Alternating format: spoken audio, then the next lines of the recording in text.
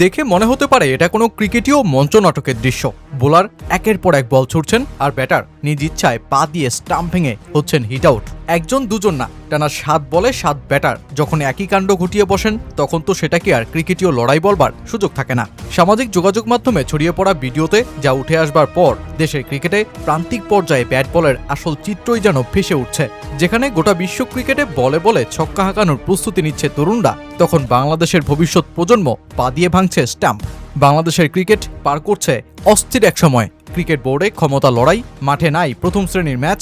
খেলোয়াড়রা যখন হাপিত্তেশ হয়ে পড়েছেন তখন সাকিব আল হাসান বলছেন, সবাই ক্ষমতা দখলে লড়াইয়ে ব্যস্ত, ভুক্তভোগী শুধু ক্রিকেটাররা। ক্রিকেট মাঠে 7 বলে 7 ব্যাটারের টানা হিট আউটের এই নজিরবিহীন নাটক ঘটে চট্টগ্রামে সিজেকেএস ক্লাব সমিতি আয়োজিত ট্যালেন্ট ক্লাব টি20 টুর্নামেন্টে ক্রিসেন্ট ক্লাব ও বকলিয়া একাদশের এক ম্যাচে। যেই ম্যাচে স্কোর কার্ড বলছে বকলিয়া একাদশের 7 ব্যাটার ইচ্ছাকৃতভাবে হিট আউট হয়ে যান। আর যেই লজ্জাজনক ঘটনার পর যথাযথ কর্তৃপক্ষ বিভিন্ন রকম শাস্তিমূলক ব্যবস্থাও নিয়েছে। সেই 7 ব্যাটসম্যানকে 1 বছর করে নিষিদ্ধ করা হয়েছে। আর সেই ক্রিকেটারদের হিট উইকেটে আউট হওয়ার নির্দেশনা দেয়া কোচকে 5 বছরের জন্য বহিষ্কার করা হয়েছে।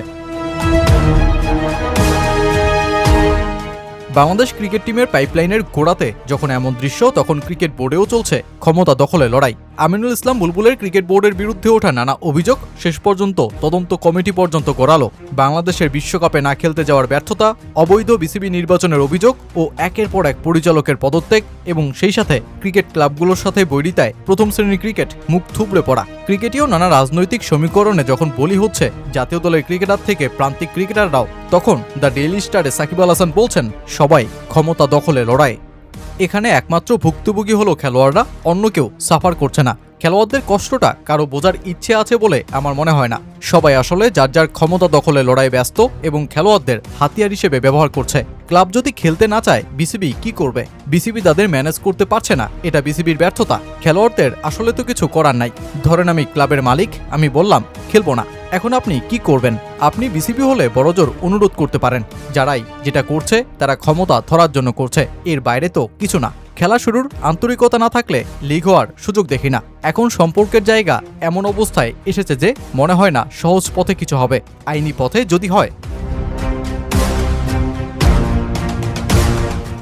দেশের ক্রিকেটের এই নড়বড়ে অবস্থার মধ্যে সামনেই 2027 ওয়ানডে বিশ্বকাপের জন্য প্রস্তুতি সারতে হবে ক্রিকেট বোর্ড ও ক্রিকেটারদের। ঢাকা লিগ হতে পারত যার পুক্ত ঘরোয়া প্রস্তুতি, কিন্তু সেটা তো রাজনীতির তীব্র থাবায় বন্দী। তার উপর সামনে একের পর এক সিরিজে টাইগারদের ব্যস্ততা।